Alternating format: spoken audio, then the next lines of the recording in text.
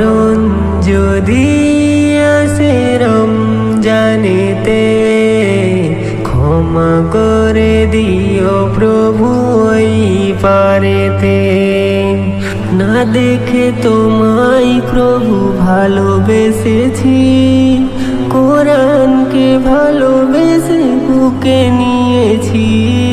না দেখে তোমায় প্রভু ভালোবেসেছি, কোরআনকে ভালোবেসে বুকে নিয়েছি।